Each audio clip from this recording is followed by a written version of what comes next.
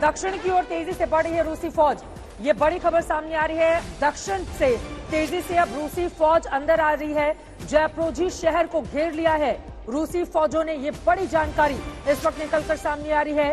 जैप्रोजी का रास्ता पूरी तरह से बंद कर दिया गया है। इस पर आपकी टिप्पणी जल्दी से। इसके लिए चित्रा मैं ये कहना चाहूंगा कि शुरू में पुतिन ने या रशिया ने जरूर कुछ मिसकैलकुलेशन किया। हाँ। ये मैं आपको ले जाता हूं जो 2014-15 में जब वो क्राइमिया पे उन्होंने शो ऑफ फोर्स किया और उसके बाद यूक्रेन ने अपने फोर्सेस विड्रॉ कर लिए। रूसी फौज के आगे बढ़ने की एक्सक्लूसिव तस्वीरें हमारे दर्शक देख रहे हैं। इस पर मैं टिप्पणी आपकी चाहूंगी।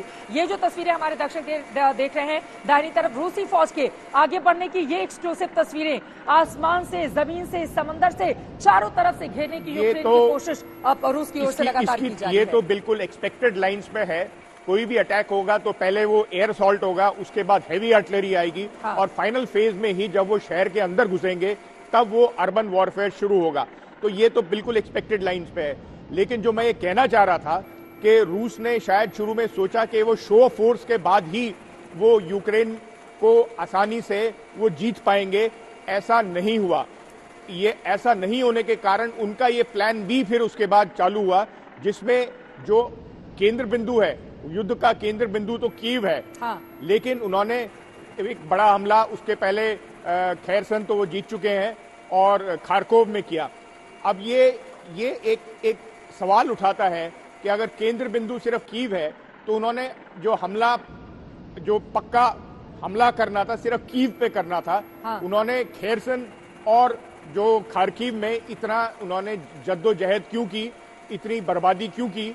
अगर कीव को ही सिर्फ खारकीव और खैरसन को घेराबंदी करने के बाद देश को घुटनों पर ला सकते हैं, घेराबंदी करने के बाद छोड़ सकते थे। बिल्कुल, ये आपका सवाल बेहद महत्वपूर्ण है सर। मैं फौरन लौटूंगी। एक बार जरा मैप के जरिए ये तस्वीरें भी हमारे दर्शक देख रहे हैं। यूक्रेन के कई शहरों में आगे की ओर बढ़ती हुई रूसी फौज आप देख पा रहे हैं। बड़े बड़े टैंकर्स, ट्रक आगे की ओर बढ़ते हुए दिखाई दे रहे हैं। और अब जरा ये जो मैप हम दिखा रहे हैं यूक्रेन का, इसके जरिए हम समझाना चाहेंगे। और जनरल दयाल, मैं इस पर आपका सवाल लूंगी कि कैसे चारों तरफ से रूस की सेना ने यूक्रेन को घेर कर रखा हुआ है, चाहे वो खेरसन हो, चाहे उसके मारियापोल हो, जीतोमीर हो, कीव हो, अलग अलग जगहों पर हम इस मैप में देख पा रहे हैं कि तेजी से रूसी सेना अंदर की ओर दाखिल होती हुई। बिल्कुल, देखिए चित्रा, मैं ये मैप पे भी समझा दूंगा। हाँ। इसको थोड़ी देर होल्ड कीजिएगा।